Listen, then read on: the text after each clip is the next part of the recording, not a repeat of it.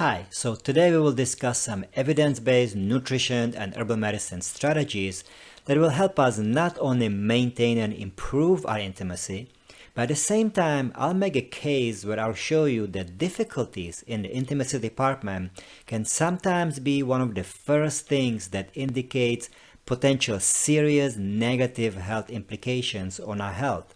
So integrating some of the strategies that we'll discuss today can not only help to improve our intimacy, but at the same time can have very powerful effect on our health in general. Lots of people believe that decreased appetite for intimacy is inevitable part of getting older. But that is fortunately false assumption because many elderly individuals remain sexually active way to their late stages of life, many even in nursing homes. So the reality is that in most cases, it is our declining health and the limitations associated with our poor health, not the age itself, that is responsible for loss of interest in intimacy. We can go even as far as saying that sexual activity is protective, and those who are sexually active more frequently seems to have significantly lower risk of dying. In this particular study, for example, those being sexually active just once a week versus those once a year had about 50% decreased rates in mortality, even after ignoring factors such as level of physical activity, health conditions such as obesity, high blood pressure, diabetes, or heart disease. So, accepting advanced age as a reason for decreased interest in intimacy is not supported by what we know, and as you will see, low interest in intimacy could actually be seen as a barometer signaling potential significant health problems. But let's not skip ahead and start from the beginning. The attraction factor. What is it that men and women find the most attractive when they are considering their potential sexual partner? Well, that's exactly what this study looked at, and believe it or not, but it seems that for women, body scent is more important than the looks when it comes to attractiveness. For guys, yeah, not much surprise there guys. We are less predictable, so looks definitely seems to be winning in our department.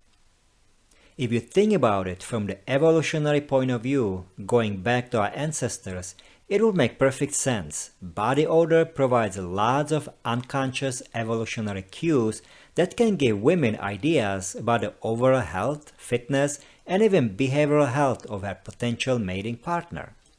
Our ancestors did not wear fancy clothes that could give women clues about their potential partner. They had to rely on much more basic things, and body scent was one of the big ones. So let's take, for example, chronic illnesses such as diabetes, right? Which, if it's not controlled properly, can produce the typical acetone breath due to metabolic dysfunction. That's gonna tell women something about the potential health problems. Poor hygiene can be linked to depression and may signal reduced self-care or reduced resilience to stress.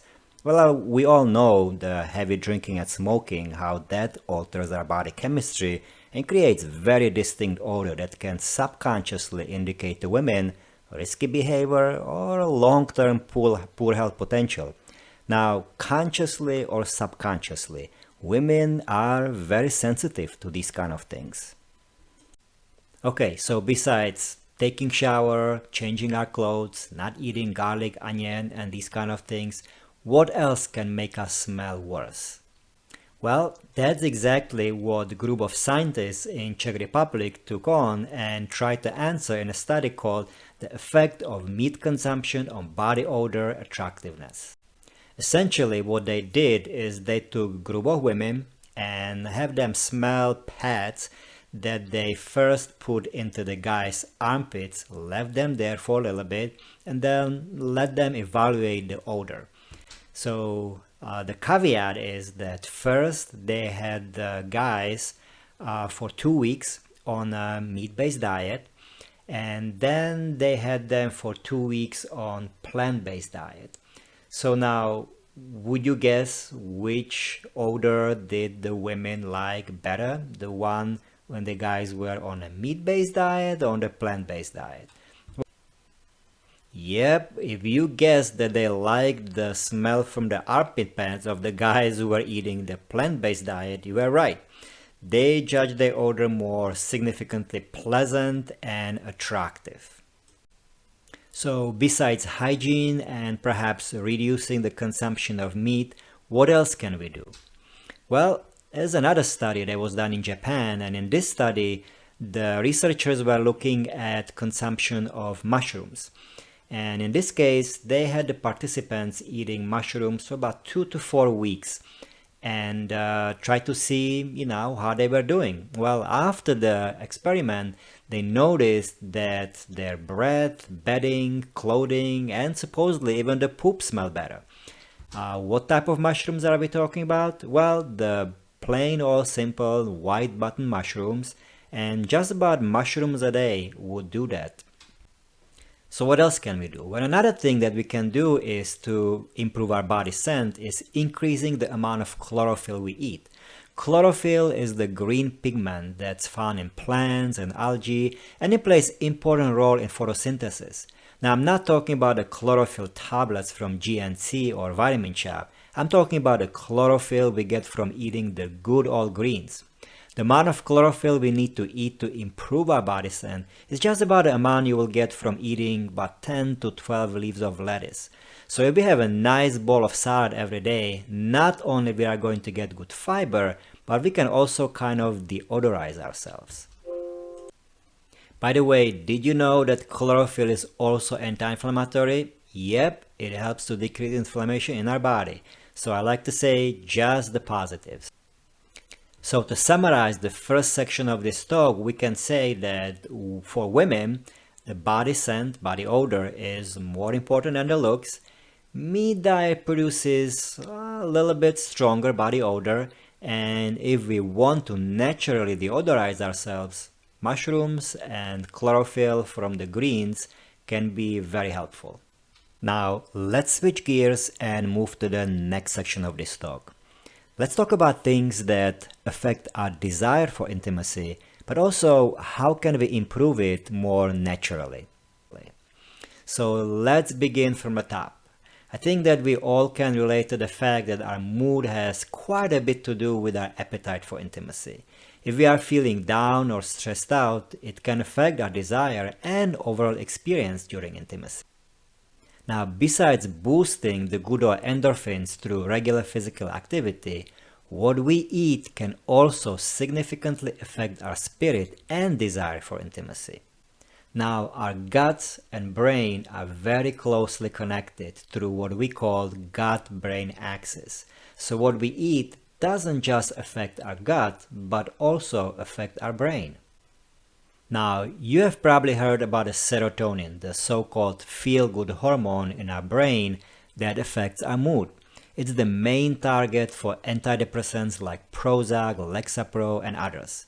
Now, having a good balance of serotonin is important because it supports our emotional well-being and reduces anxiety, which can promote intimacy. But excessive serotonin activity, which happens sometimes with certain medications like the SSRIs that I just mentioned, can actually decrease or dampen sexual desire. So making sure that our body can make just the right amount of serotonin from our diet is probably the best way, unless the medication is clearly necessary. So the question is, how can we boost naturally the level of serotonin? Well, believe it or not, but about 95% of our body's serotonin isn't made in the brain, even though that's what it works. It's actually made in the guts. So foods rich in a tryptophan, which is an amino acid that acts as a building block for serotonin, can help us boost our mood. Now, what kind of foods are we talking about? Well, all the good stuff: oats, walnuts, pumpkin seeds, tofu, spinach, and even dark chocolate, which is at least 70% of cocoa. All of these can help us boost the level of serotonin. Now, if we are eating these foods with healthy carbohydrates, we can actually make even more of the serotonin because the combination works better. And potentially, that can help us improve our mood and by extension, our desire for intimacy. Now, here I'm going to share with you very simple yet very delicious recipe for breakfast, which incorporates lots of the foods that we just talked about. Oatmeal to begin with, you can make it with water, soy milk or almond milk. I usually like to make it with water. Add to that half a dice of apple, and we will talk about apples and all the good stuff that they contain and they can help us with. Add on top of that a little bit of defrosted berries. I usually put 2 ounces of the triple berry mix, but suit yourself and find whichever one you like. Half an ounce of walnuts, which are good sources of omega-3s, and then you can top it up with about a tablespoon of ground flaxseed, which is again something we're going to talk about a lot in the later section. And also you can add some wheat germ, which I'm not really going to talk about much today, but wheat germ is actually a great source of spermidine, which is something that helps to trigger or launch the autophagy in our body, which has lots of health benefits, and something I talked about in my past video. Now you can have along with that cup of great cocoa, which again something we're gonna talk about in a later section of this talk. So when you combine all of this together, this is a very simple way to add several of the foods that contain tryptophan, from which our body can make serotonin, and it's really a great way to begin your day. So I hope you enjoy it. So what else can women do to improve their sexual desire? Well, aromatherapy is a very simple thing to try, and at least 2 studies show its benefit. One has to do with lavender. Women who were smelling lavender essential oil for about 12 weeks daily for about 20 minutes reported significant improvements not only in their sexual desire, but they also saw improvement in their menopausal symptoms, those who were going through the menopause, in comparison to the control group, which was smelling diluted milk. Now, what worked even faster was essential oil from bitter orange, also known or sold under the name neroli. In this study, women were asked to smell about 1.1% concentrated bitter orange essential oil for just about 5 minutes twice a day for about 5 days. And the control group was asked to smell almond oil. The group smelling the bitter orange essential oil reported significant increase in their sexual desire. So since this is a very benign thing to try, it might probably be the easiest thing to experiment with. Now, how about some herbs to help us increase our desire? Well, the market for these things is huge, but unfortunately, most of it is unfortunately worthless junk. But there are possibly 2 herbs that showed some potential in a research study. Now, one such an herb is fenugreek. The herb is probably less known to some of us, but not a stranger to many cultures around the world. Fenugreek is an herb that is used commonly in cooking, especially in Indian, Middle Eastern, and Mediterranean cuisines. But it is also used traditionally for medicinal purposes, and in research studies, fenugreek has been shown to have the ability to affect our sexual hormones. More specifically, it affects the production of 2 main hormones that are important for intimacy. For women, it is the estradiol, and for men, it is testosterone. But the most important hormone for sexual desire for both man and woman is testosterone. Yes, women make testosterone as well, but please understand that the benefits from these herbs is seen particularly in those whose low libido is due to the low levels of these hormones. There are other reasons for low interest in intimacy, such as other hormonal imbalances. As we just discussed, serotonin is one of them, neurotransmitters problems, and even overall physical and psychological health can be an issue. So if the problem is in any of those domains, raising the levels of testosterone will not fix that. But if our levels of testosterone are slightly low, and that affects our desire for intimacy, then some herbs can gently help to increase the level of testosterone, which can be beneficial. So interestingly, fenugreek can raise level of both estradiol and testosterone and supports the general hormonal balance, which results in its ability to increase libido. So when they tested fenugreek extract in men, they did see increase in level of testosterone, which translated in improved sexual function caused by testosterone deficiency.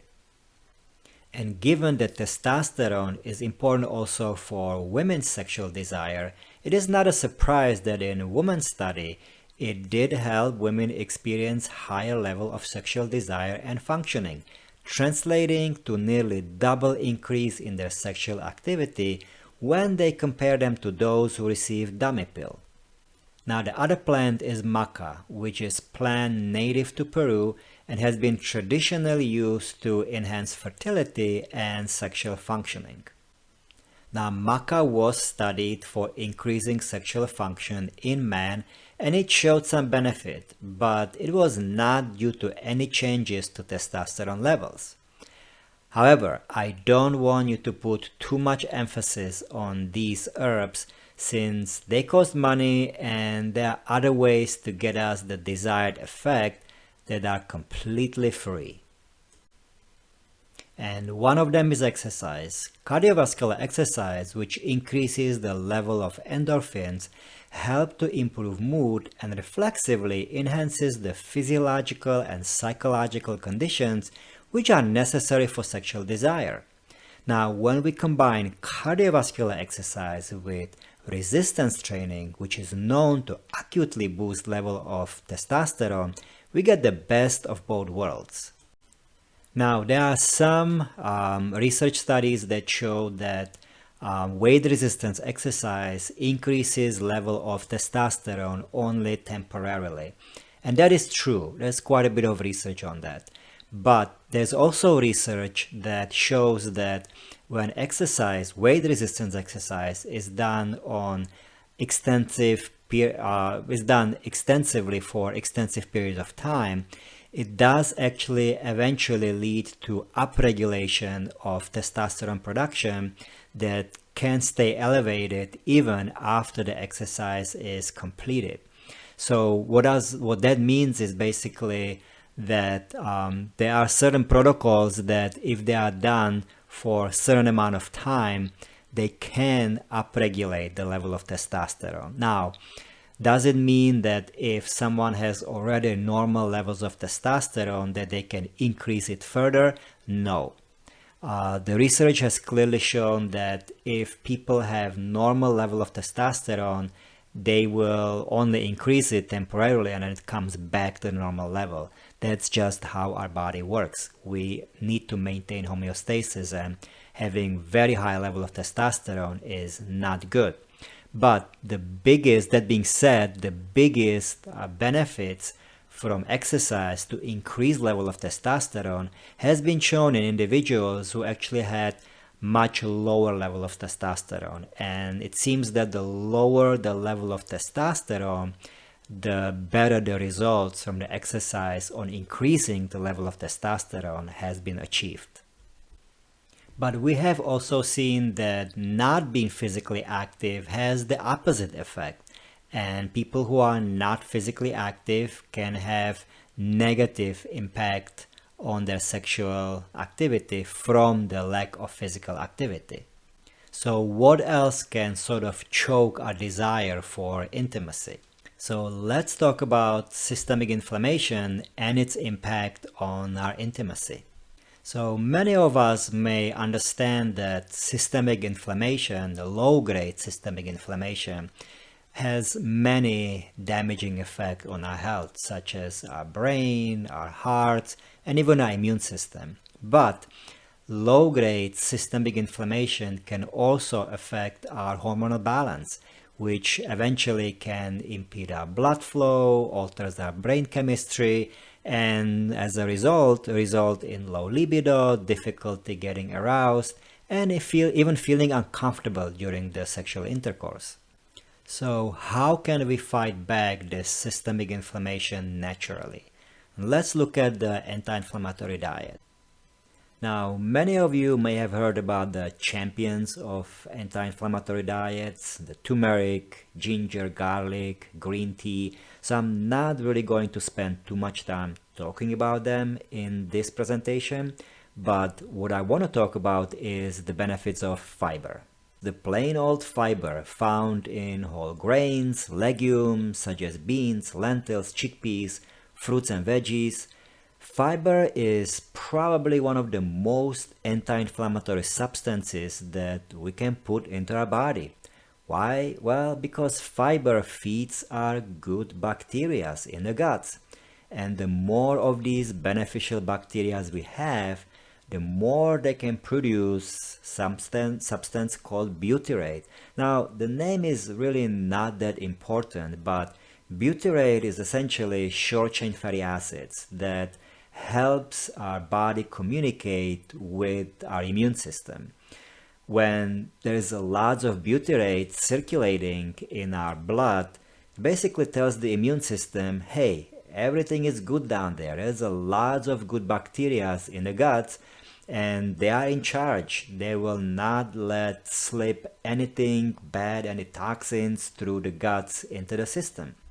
Now, once the immune system notices that there is plenty of butyrate circulating, it can relax and dial down its inflammatory responses, which usually are ramped up when there's lots of toxins slipping through the gut barrier into our bloodstream.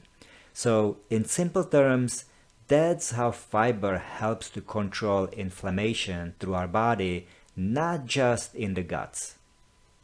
The problem is that less than 5% of US population is currently meeting the minimum of 30 grams of fiber that we should be consuming on a daily basis. Now, do you think that there might be some correlation between the amount of diseases and illnesses that have been correlated with systemic inflammation and not having enough fiber in our diet may have something to do with that? Well, I personally feel that that's probably the case.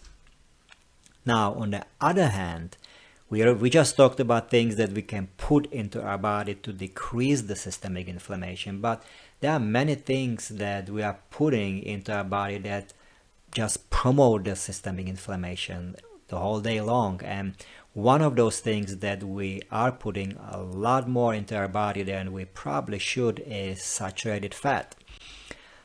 So it's all that good stuff in the, cheese, sausages, bacon.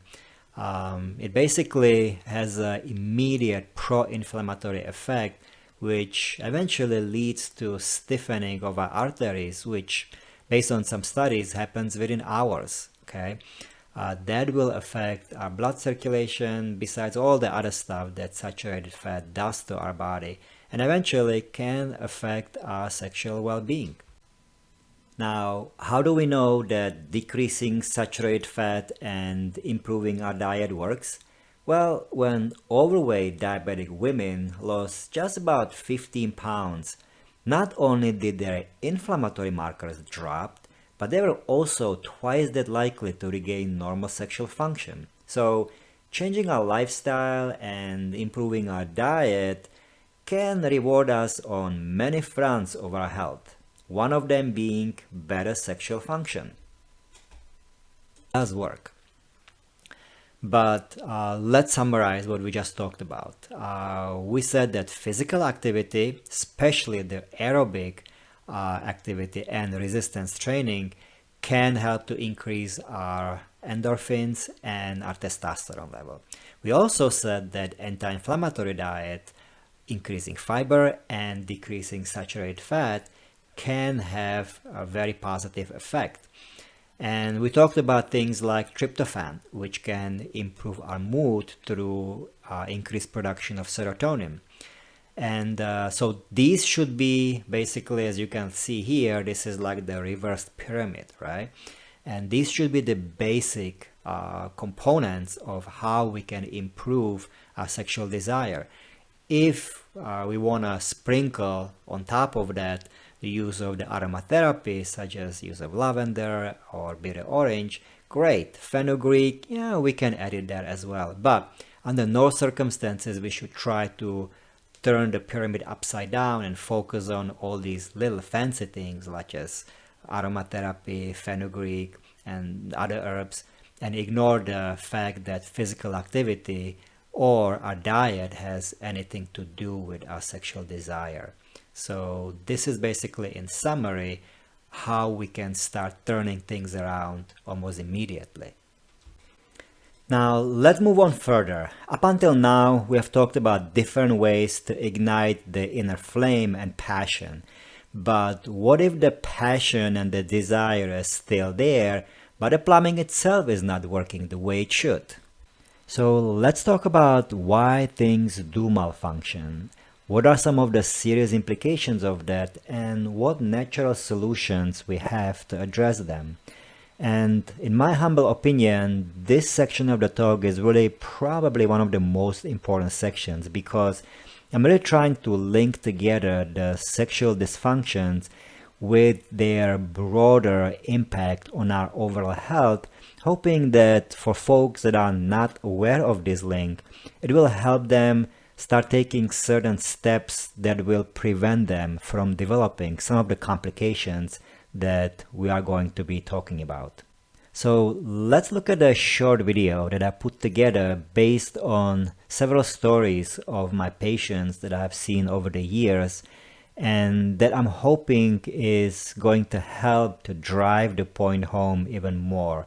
I will talk about more what happened in that video and how does that fit into our discussions after the video.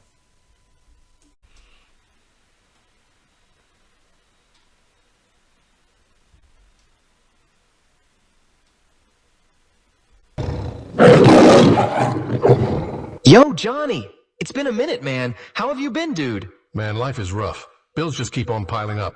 I feel you, bro, but I gotta tell you, Army life changed everything for me. Steady paycheck, free gym, travel, and bruh, the benefits? It's crazy. For real? I don't know, man. Ain't the Army all about waking up at 4 a.m. and getting yelled at?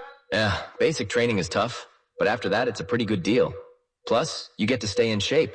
And bro, the ladies love a man in uniform. This sounds pretty good to me. A steady paycheck? You've got me, bro. Where do I sign? John gets through the basic and loves the Army life. No more dollar sandwiches from the bodega. Now he upgraded to the better stuff. McDonald's, KFC, Popeyes. Life is good. Moving forward 10 years, Johnny is still enjoying the life of a single Army guy. But lately, he has noted some issues in the intimacy department. Are you okay, Johnny? What's happening? Maybe you should see your doc to get some medication. Johnny, your blood work looks okay, but your cholesterol is slightly elevated. You should watch it. Johnny leaves with a prescription for Viagra, and life is good again. My doc is a genius, Johnny thinks. Fast forward 5 years. Johnny is now 40, married with 2 children, and a third on the way. Life is great and his family is happy. His wife is lovely and a great cook. He no longer has to be spending money on McDonald's, Burger King, KFC, and Popeyes because his wife makes fried chicken for him at home. Since she tries to be health conscious too, she always makes sure there are some tomatoes, collard greens, and even potatoes made in the most delicious ways, French fries. And because she really wants the family to be healthy, she even started cooking with coconut oil because it's supposed to be healthier. Life is good. What more could he ask for? But one day, while working out at the gym in preparation for the ACFT, Johnny experiences chest discomfort. It surprised him because it has never happened before, but it goes away, so he doesn't think much of it. A week later, he has another episode, this time more severe. That's when Johnny decides to go to the emergency room. Johnny, we found 2 severely clogged arteries in your heart. We will need to place stents to open them up. I will also put you on medication to lower your cholesterol, and you will go through cardiac rehabilitation for the next 6 months. Now Johnny is scared. His PCM places him on a temporary profile while he undergoes cardiac rehabilitation. He feels better, but still experiences occasional chest discomfort, bringing him back to the ER 3 more times over the next 6 months. 8 months later, Johnny suffers another significant episode of chest pain and ends up in the ER again. This time, the workup reveals another clogged artery requiring another stent. At this point, his provider has no choice but to refer him for a fit-for-duty evaluation. A couple of months later, Johnny meets with the provider and learns that he has been found not fit for duty. Now, Johnny is faced with a harsh reality. He has been in the Army for only 16 years, meaning he does not qualify for regular retirement or sanctuary. He has only recently started taking college classes toward an associate degree. He has 2 small children at home, with a third on the way, and his wife, a stay-at-home mom, has only a high school education. So let's talk about what went wrong. If you picked it up, Johnny started having issues in the intimacy department about 5 years before his first episodes of chest pain. Why is that important? Well, if you look at this image here, you will see that the arteries that supply our pelvic area are much smaller compared to those in our heart. Now, notice the accumulating atherosclerotic plaque, which happens both in the arteries in the pelvic area and in the heart. Now, when this plaque grows thick enough, less blood will be getting into the areas that those arteries are supplying. Now, looking at this image and the diameter of the arteries that supply our private parts versus those that are supplying our heart, which one do you think will clog faster and show signs of poor blood flow? Well, the one supplying our private parts, right? Now, that causes a dilemma. We need good blood circulation in our private parts, but we are not getting it. Now, when you look at these images, you can see that our genital areas are very vascular. So, in order for everything to work properly down there, we really need good blood circulation. Now, to have a good blood circulation in our genital organs, we need our blood vessels to be as patent as possible, and at the same time, have good elasticity to open up effectively. In other words, we need good vascular health, which includes having arteries without the clogging atherogenic plaques that you can see here. But we also need sufficient activity of nitric oxide, which is very important for helping our blood vessels to dilate, a process through which our body regulates blood pressure. Now, for the sake of our talk, having healthy production of nitric oxide that is helping to dilate our blood vessels is also crucial for maintaining good blood flow into the genital organs to prevent issues like vaginal dryness, reduced sexual arousal, and difficulties with obtaining and maintaining an erection. So, as you can see, when our arteries are clean and free from atherosclerotic plaques, we make lots of nitric oxide. But when the plaque begins to form inside of our arteries, the amount of nitric oxide that we produced starts to decline. Now, I'll be mentioning nitric oxide throughout this talk quite a bit, but understand that all the major medications such as Viagra, Cialis, Levitra, and others work by increasing the availability of nitric oxide. So once again, more plaque formation results in less nitric oxide production, narrower blood vessels, and as a result, less blood supply to our genital area, the consequences of which is experiencing more sexual dysfunction. So when the circulation in the genital area is not so great, both men and women can start experiencing signs of sexual dysfunction, but in men in particular, this can actually be the early warning sign that things are heading wrong direction, as we saw in that animated movie, because men in their 40s who suffer from erectile dysfunction have up to 50 times greater risk of developing cardiac events like sudden death. That's because the clogged arteries that cause problems in the genital area are also getting clogged in our heart, brain, and other parts of our body. But again, because the blood vessels in our hearts are much bigger, we generally will not start experiencing any symptoms until much later.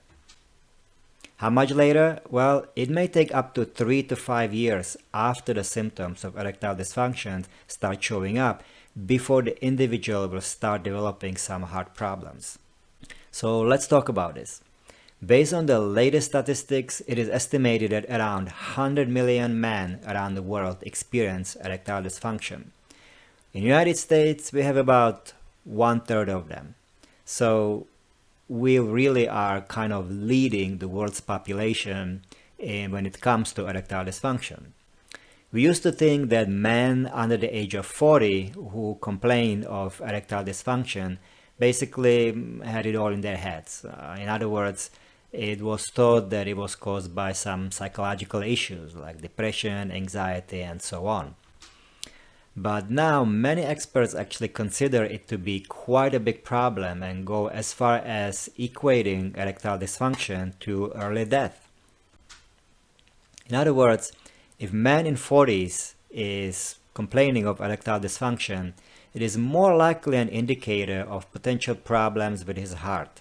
As a matter of fact, some experts go as far as saying that men with erectile dysfunction, even without any symptoms of heart disease, should be considered a cardiac patient until proven otherwise.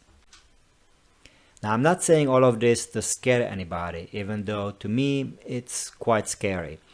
I'm bringing it up because this is an early window of opportunity to make some significant changes to our lifestyle and to avoid the potential deadly stuff that is very likely to happen down the road if we do not make some changes. Now, if you ask me, I would rather my body nudge me this way than give me heart attack or stroke with possibly irreversible consequences. Does the same that we just mentioned about erectile dysfunction being an early warning sign for potential trouble with our heart apply also to women? For women, it's actually the other way around. Women usually develop some cardiovascular problems first.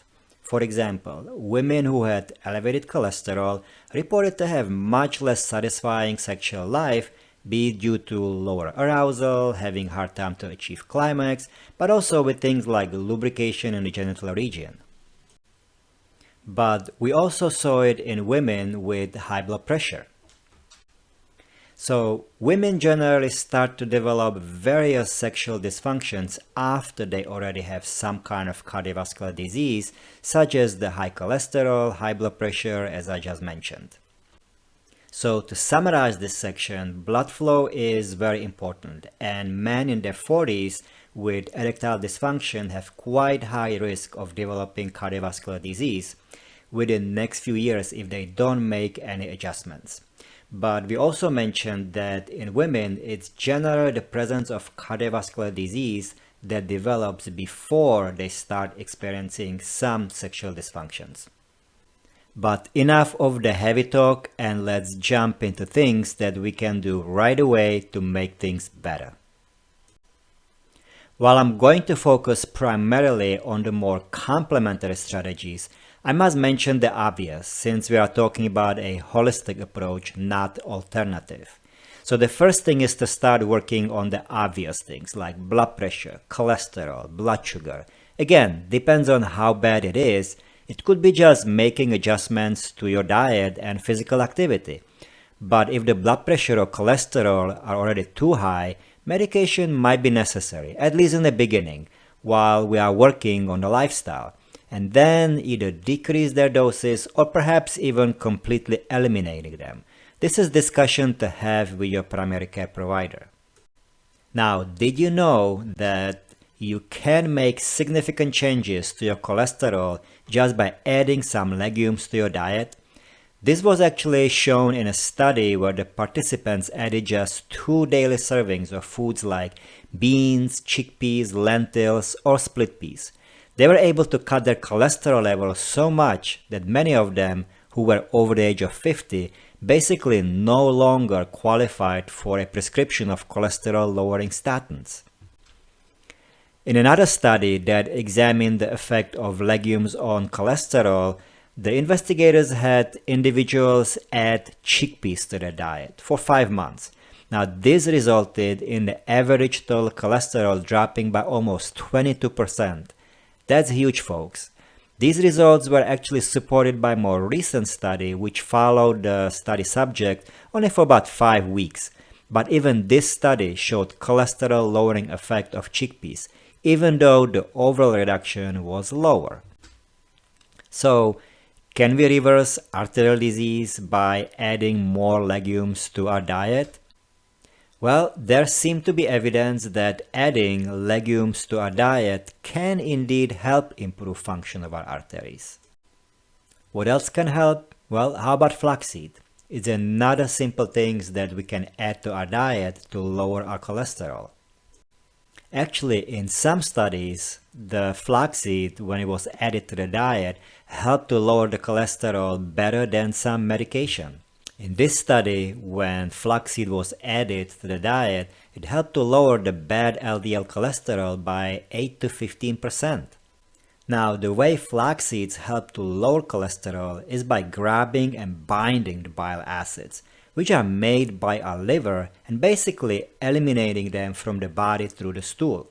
Our body uses LDL, what we often call the bad cholesterol, to make bile acids so that we can digest the fats that we eat. So yes, we do need bile acids, but what we don't want is to keep recycling them from our intestines back into the body, which our system is actually very efficient at doing.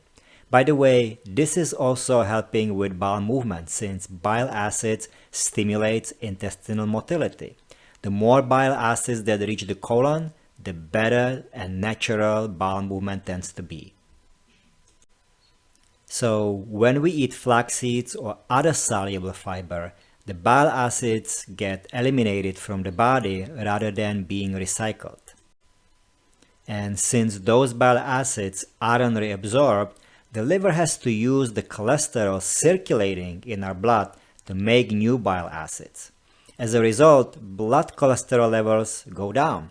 So this is, in a very simplified way, how flaxseed and pretty much any soluble fiber helps to lower cholesterol. But flax seeds have many other great health benefits. Flax seeds, for example, are also decent sources of omega-3 fatty acids. They help to regulate blood sugar, and because of the fiber content and the presence of omega-3s, they also have anti-inflammatory effect. I already mentioned the flax seeds are also great to help with constipation. This was shown in a 12-week trial of constipated diabetics who ate every day cookies containing 1 tablespoon of ground flax seeds compared to those who ate cookies without any flax seeds. Not only did the flaxseed help improve constipation symptoms such as defecation pain, straining, and hard stool, but compared to those who ate the cookies without any flax seeds, those who ate the cookies with the flax seeds also lost about 8 pounds, had 25-point lower fasting blood sugar, which corresponded to having about 1.8% lower hemoglobin A1C. As you might guess, also their LDL cholesterol was down by almost 17%. So as you can see, there is a lot of good reasons why we should be adding flax seeds to our diet every day. So the simplest and most natural way to start lowering our cholesterol is by adding some fiber, adding some flax seeds, and cutting down on the sources of saturated fats. Now obviously there are a lot more things that we could do, but this is a whole other topic. I just wanted to bring up some simple tips that can help us start the process, because anything that can help us lower cholesterol will make our arteries happier, improve our circulation, and as a result, most things in our body will get better. One thing I'll also say is that if someone already have issues with, for example, erectile dysfunction, it is important to make sure that they are not taking medication that can potentially make it worse. If that is the case, it's a good idea to talk with a healthcare provider who prescribed the medication to see if there are some alternatives. Many times there can be other classes of medication that will still do the job but don't have the effect on our intimacy. This is just a small table of the possible meds that can have effect on erectile dysfunction, but it's not an all-inclusive list. I'll talk more about specific medications that frequently are prescribed for erectile dysfunction later on, but now let's move to the next section. So let's talk about real food that can help us improve our blood circulation naturally. Now, one of the less known food that can improve blood circulation in our body is cocoa powder. The compounds in cocoa powder have been shown to help open up arteries through increased production of nitric oxide, which, as you already know, promote vasodilation. Ultimately, this is helpful in supporting sexual function. Now, the peak time happens to be around 90 minutes after consumption. But what else do we get from drinking cocoa? Well, since it helps to improve blood flow and dilates blood vessels, it shouldn't be surprised that it can also mildly lower the blood pressure. But cocoa is also great for gentle mental stimulation since it contains small amount of caffeine, only about 12 milligrams in about 3 grams serving, compared to about 95 milligrams in a typical cup of coffee. But it also contains theobromine, which has similar effect to caffeine, just milder. So the combination of caffeine and theobromine makes cocoa really great for gentle stimulation because caffeine has fast onset, right? It kicks in about 15 to 20 minutes, but a shorter lasting effect, and the drop comes in about 2 to 3 hours. Now, theobromine, on the other hand, takes longer to kick in, but lasts much longer. As a result, drinking cocoa, especially in the morning, provides a great, longer-lasting mental boost without the jitters which are often associated with caffeine. Now, cocoa also helps to improve the mood and our mental sharpness and has that nice, comforting and uplifting effect. But don't even think that you can start sweetening your private time by loading up on chocolate. Unfortunately, that does not work, simply because the benefits of cocoa are blunted by the effects of saturated fat. It's also important to point out that not all cocoa powder are equal.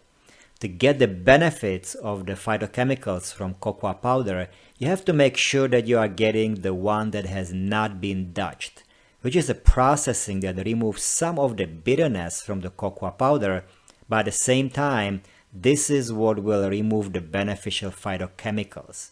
Now, depending on the degree to which the cocoa powder is processed, up to 90% of the beneficial phytochemicals can be removed during the Dutching process. Also, making a nice milkshake sounds like a good idea, but if you mix it into regular milk, this may actually reduce some of the beneficial phytochemicals as well. This is still subject of studies because some studies did not show this effect, but I personally mix my cocoa powder with either soy milk, water, or almond milk. Soy milk might be a really good idea, especially for women, since it contains some phytoestrogens. I like to mix my cocoa with almond milk since I'm allergic to soy, but both soy or almond milk will also help us get some calcium to our diet. Just about 300 to 400 milligrams in about a cup in any of those plant-based milks. Now, if you don't like the bitter taste, you can add small teaspoon of honey. But for me personally, the bitter taste is what makes it taste good. So it's really your choice. Now, how much cocoa powder? Well, most studies indicate about 1 to 2 tablespoons a day. I'm drinking about a cup with a small tablespoon for breakfast and after lunch. And it is a great addition to the rest of the various phytochemicals that I get from all kind of berries that I try to eat every day. Now, the next unsuspected champion is apple. We all probably heard the saying that an apple away keeps the doctor away. But I also heard saying that says that an apple a day keeps the undertaker away. Why? Well, probably because by eating 1 apple a day, as was shown in this study, where people did that for about 4 weeks, they were able to lower the bad LDL cholesterol by just about 40%. And obviously, as a result, that also helps to decrease the risk of atherosclerosis, which is the hardening and clogging of our arteries. So eat your apples.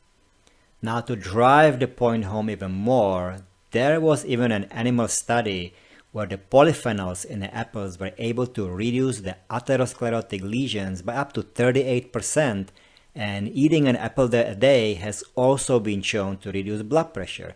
So all of these are in one way or another linked to apple's ability to decrease the oxidative stress and decrease vascular inflammation. But we are talking about intimacy, so how does it translate to the intimacy department? Well, in a study of about 731 women between the ages of 18 to 43, those who ate apples daily had higher scores on the female sexual function index, particularly in the area that had to do with lubrication issues when compared to those who ate fewer apples. This benefit could potentially be linked to phytoestrogens in apples, sort of plant-based estrogens, but also other natural chemicals like antioxidants that help improve blood flow and reduce the oxidative stress. So the ultimate outcome is better arousal and overall sexual function. Now, keep in mind that all these benefits of apples have been linked to those apples that were eaten with the skin, because that's where all the good stuff is. But also, I want you to understand that phytoestrogens have been found in many other fruits and vegetables, not just apples, such as plums, pears, grapes, berries, and variety of vegetables, beans, sprouts, cabbage, spinach, soybeans, garlic, onions, and so on. Now, let's talk about watermelon. Now, watermelon contains a nutrient called citrulline, which our body turns into amino acid arginine that boosts nitric oxide level. More nitric oxide means what? More relaxed blood vessels and better blood flow. So, which part of the watermelon contains the largest amount of citrulline? Well, it happens to be the rind, the one that everyone throws away. So hopefully you will stop doing that, because that's where lots of the good stuff is actually hiding. So we should actually be cutting down the watermelon all the way down to the green part, including the white part, which we should be eating along with the rest of the watermelon. Now, how do we know it works? Well, because when they tested it in men, they saw about 50% improvement in erection hardness compared to placebo. Can you buy citrulline in a bottle as a supplement? Sure you can, but it's much more delicious to eat few slices of melon and you know that you are really getting the real deal versus the pill where who knows what's inside. Now, how much watermelon are we talking about? Well, either 5 daily servings of the red watermelon, which is more doable probably during the midst of the hot summer season, but a single veg of the yellow watermelon once a day can also be beneficial. But we just said that citrulline is actually only a precursor for arginine, which is then converted to nitric oxide. So how about taking L-arginine as a supplement? Well, this has actually been studied as well. They looked at combining L-arginine, which is the form available over the counter, with sildenafil, and the combination actually resulted in better outcomes than when sildenafil was used alone. But a word of caution, before you try anything like that, I would talk to your PCM to get more guidance. If this doesn't work, well, it's possible that the endothelium inside of the blood vessel isn't producing enough nitric oxide, as we talked about earlier. After all the medication is doing is basically allowing the nitric oxide to stick around longer by preventing it from being broken down. But if your body is making too little of the nitric oxide to begin with, it might not be enough to get the desired effect. That's just the side note. Now, we just spent quite a bit of time talking about things that can help us relax blood vessels and improve circulation. So, is there anything that can potentially jeopardize it? Well, there are many, but the one that we have probably the most control is salt. You probably heard before that salt can increase blood pressure. Well, besides retaining water in our system, which then increases pressure on the blood vessels, it also directly tightens blood vessels. Again, we want our blood vessels to be opened, so cutting back on salt lets your vessels relax and improve circulation, which can help, especially in women, with things like vaginal lubrication and overall sexual response. So, bag of potato chips or Chinese takeout before having some fun might not be such a good idea. Now, how quickly do blood vessels tighten up? Based on some studies, this can happen within about 30 to 60 minutes after a meal that's really high in salt. So here is just a summary slide that we just talked about can improve our blood circulation. I added also exercise, even though I did not specifically mention it, because exercise helps with everything, and we will talk about it a lot more later on. So what other things can positively affect intimacy? Well, fennel seeds are interesting because they are actually considered as little fruits. Most people might be familiar with them as a seasoning, primarily in Mediterranean cuisine, but they are quite powerful medicine for a number of other things.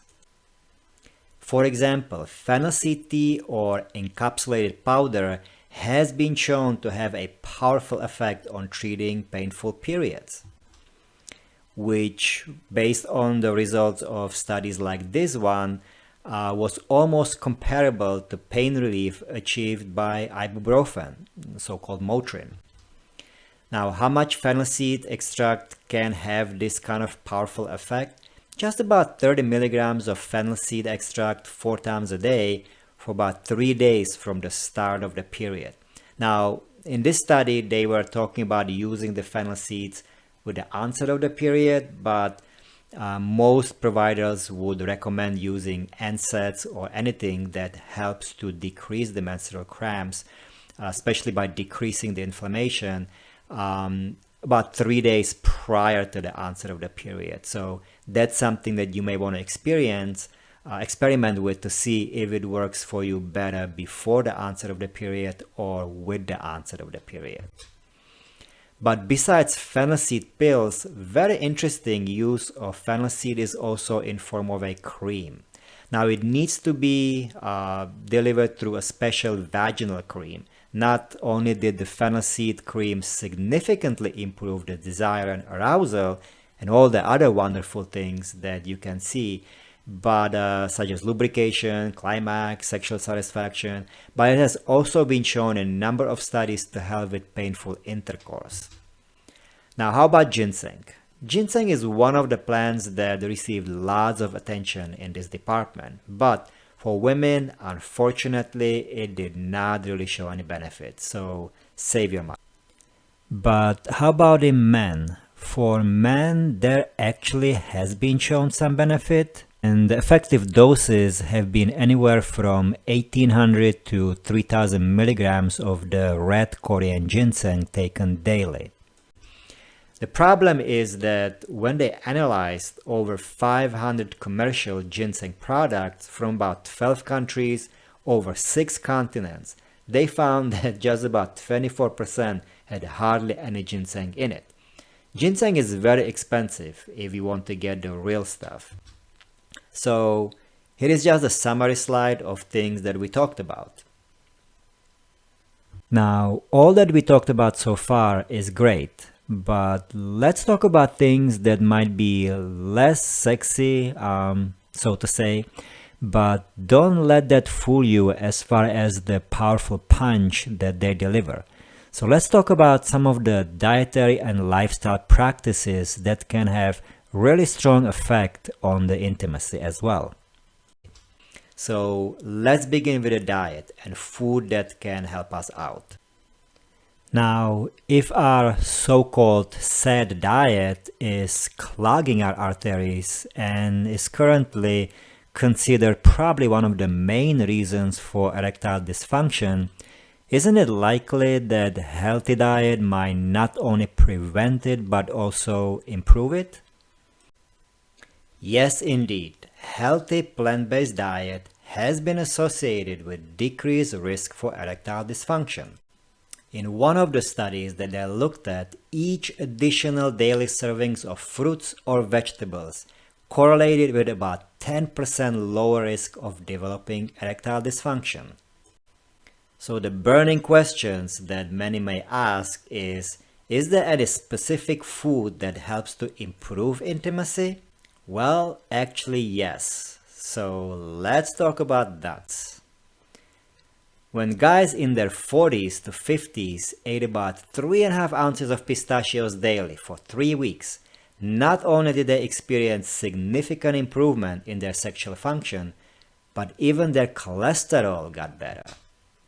But eating even 2 ounces of mixed nuts for just 2 weeks shows significant improvement in function and desire. Now, it's important to understand that these studies highlight consistent daily consumption over 2 to 3 weeks to get a noticeable benefit. Nuts are not a quick fix, but they can be a healthy and delicious addition to our diet. But make sure you also work out and avoid junk, because nuts will add calories to your diet and you don't want to end up with extra pounds by trying to fix one thing, because as we will talk in a sec, excessive weight is having the opposite effect. So again, we are stressing a holistic approach, not a quick and easy fix. So to put this in a perspective, if we eliminate just about half of the calories from the junk food on the right side, you look at that large muffin has about 500 calories, right? So if we, instead of eating whole muffin, eat only half of that muffin if we really have to eat it, and then just adding about 30 minutes of jogging or biking, we can increase the calorie expenditure and decrease the calorie intake enough that together we create enough calorie deficit, about the 500 calories, that will accommodate the added pistachios and mixed nuts in our diet, so that we don't gain the extra 500 calories by adding the pistachios or mixed nuts to our diet. Because if we don't make the other adjustments and just add the nuts to our diet, it's guaranteed that eventually we are gonna start gaining weight, which will have opposite effect. So again, let's be careful here. But how about just simple veggies? Let's talk about veggie Viagra. Veggie Viagra? Yep, vegetables like greens and beets are packed with nitrates, which our bodies convert into nitric oxide to do what we know it does best: relaxes blood vessels and improves circulation. That's why veggies like spinach, arugula, beetroots got their nickname Veggie Viagra.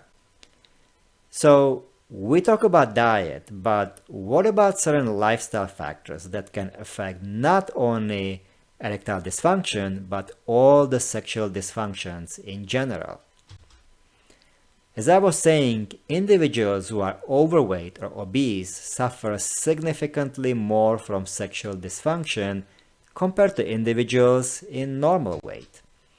The opposite is also true, and those who lost weight were able to regain lots of their normal sexual function. How about smoking? What do you think that will do to our intimacy? When it comes to smoking, we already know that it is damaging our arteries and puts us at higher risk for heart disease and strokes besides lung cancer. But smoking may also almost double the risk of developing erectile dysfunction. And we also know that quitting smoking for just about 6 months made significant improvement in about 54% of the men who regained normal erectile function compared to 28% of those who continued smoking. Now, let's talk about one of the most powerful things that anyone can do to maximize their sexual function and improve intimacy. Yep, we are back to exercise. Come on again. Well, pay close attention and you might learn something new. Not only does a regular physical activity help with blood sugar, fat metabolism, blood pressure, and increased level of certain sex hormones, but it also boosts nitric oxide production. Now, to what extent does exercise help to increase the level of nitric oxide? Well, based on numerous studies, it has been shown that regular physical activity works almost as good as the leading generation of Viagra-type drugs, minus all the side effects that we are going to talk about in a couple minutes. And exercise can be free. You do not necessarily have to go to gym.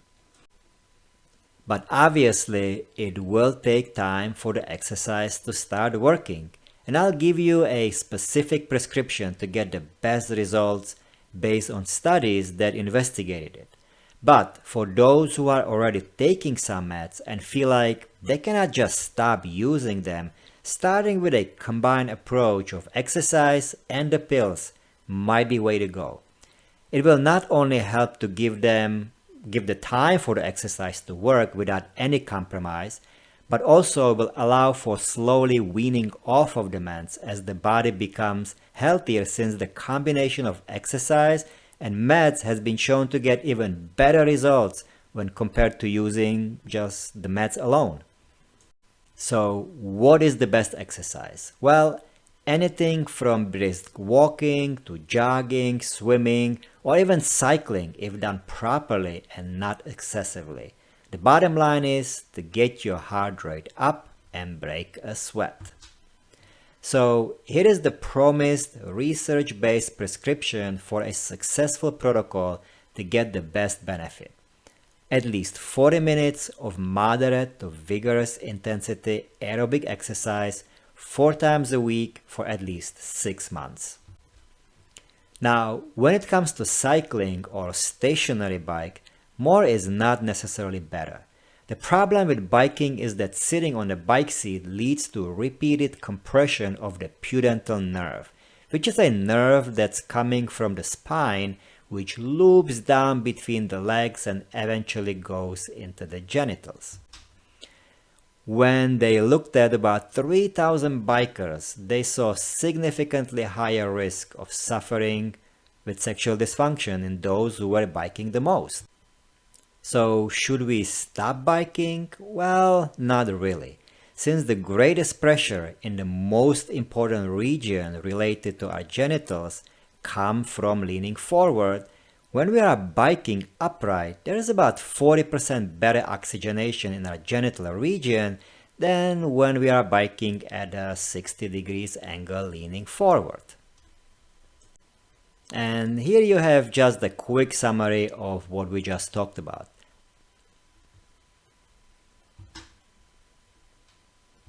So, what about the pills for treatment of sexual dysfunction?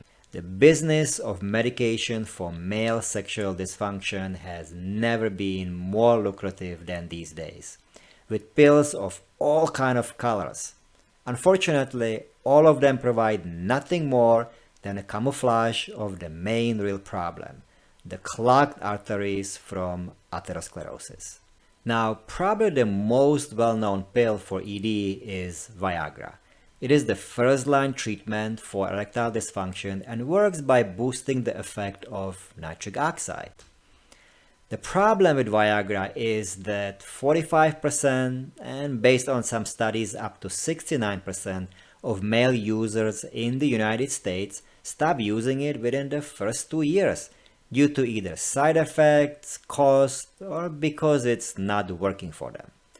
But just about 50% of men stop using it because they realize that the cons well outweigh the pros. So let's talk about some of the side effects. Well, one of the worst side effects is non-arteritic ischemic optimic neuropathy. which is injury to the optic nerve that presents itself as waking up with usually just temporary blindness, but occasionally permanent blindness in one and sometimes both eyes.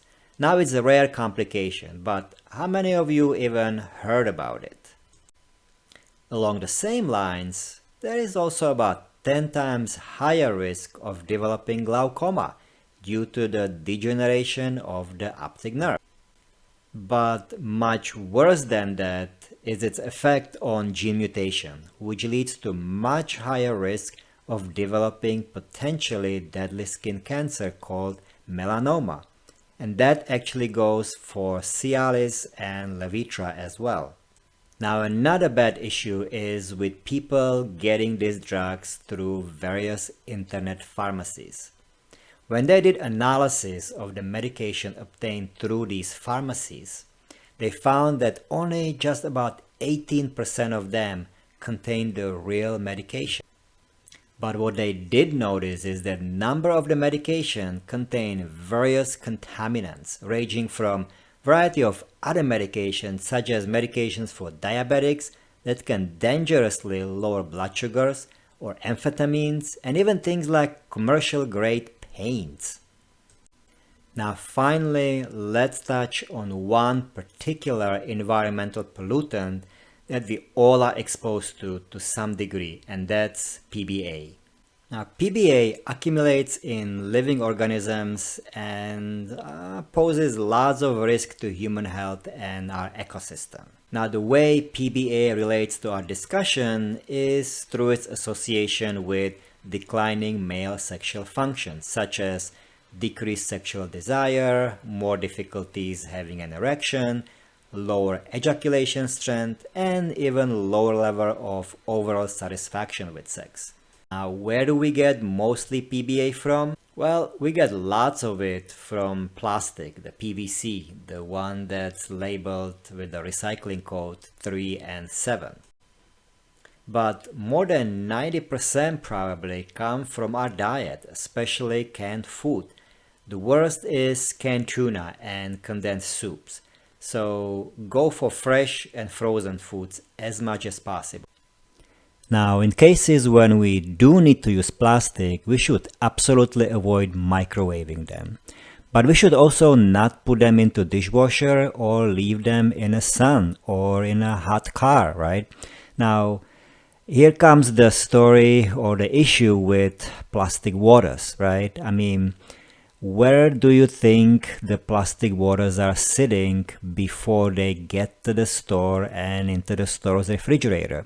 I mean, have you ever seen the pallets of plastic waters sitting on a sun when they are brought in a truck and before they are actually taken to the store? I've seen it many times. So it really doesn't matter that you buy it refrigerated. The chemical, the PBA, is already hanging in that water because you don't know how the plastic waters were stored. So yes, sometimes we do have to buy the plastic waters when we travel or have no other option, but buying it on a regular basis, as I see lots of folks doing, buying cases of plastic waters, I don't think it's such a good idea. I'm a much bigger fan of using the filters and filtering the water right away, and even storing the water preferably in a glass containers rather than plastic bottles or plastic jars is probably much better way to go. So ideally, instead of plastic, we should try to use as much as possible glass, ceramic, or stainless steel containers whenever possible. And here you have it, guys. I hope this presentation was helpful, and I will see you in my next videos. Until then.